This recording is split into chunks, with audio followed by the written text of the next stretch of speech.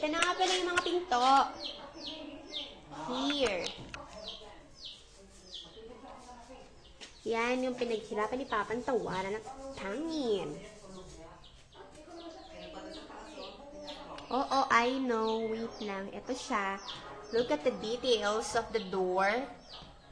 So, maganda naman. In fairness. Ito yung mga hambalacious. Hamba. 3. Dalawa pala itong nandito. Ito yung sa main door. Ito.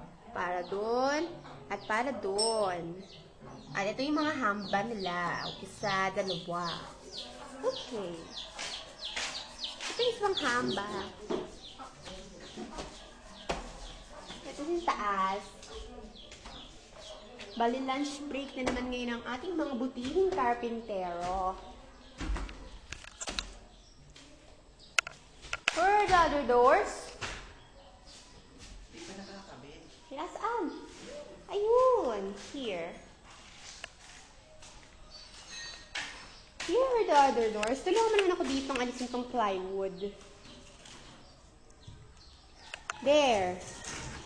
Simple lang siya. Tingnan ko nga. Mabigat. Ayan. Baka parehas lang ang design nito. Parehas lang. Ayan. Fresh na fresh pa yung dalawang pinto. Ano to ba?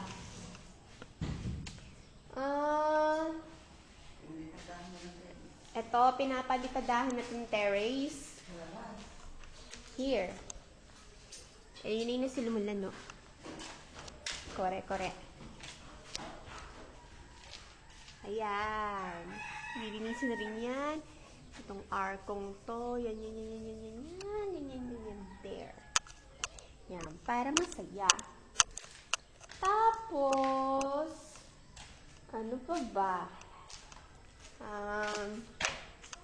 Ayun. Sa pagkakaalam ko yung nililinis na itaas.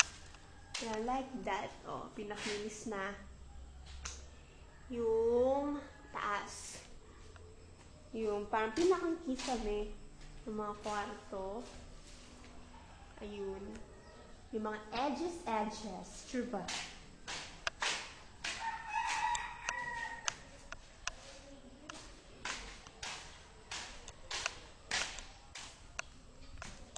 Ito yun, yung mga biga. Itong mga nakaumbok trubanes. Yan, may ilaw na siya. Pati ito, here.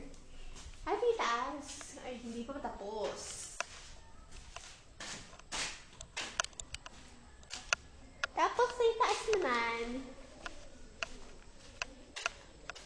ay, wala pa. Ayoko umakyat. Takot ako.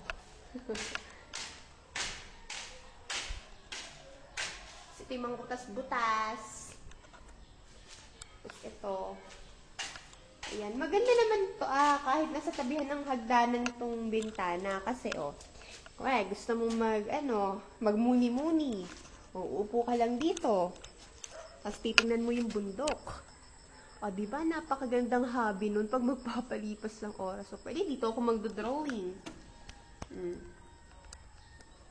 Tapos, habang nagpapahangin dito, tinitingnan tong mga kulay, luntian, ng mga damo-damo dito sa subdivision na wala pang nakatayong bahay.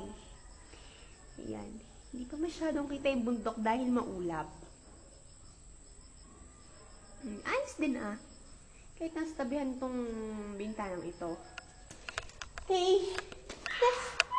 That's all for now. Ngayon nga pala ay mag-aalas 12 na. And that's all. Kami ay kakain na ng tanghalian. Bye-bye!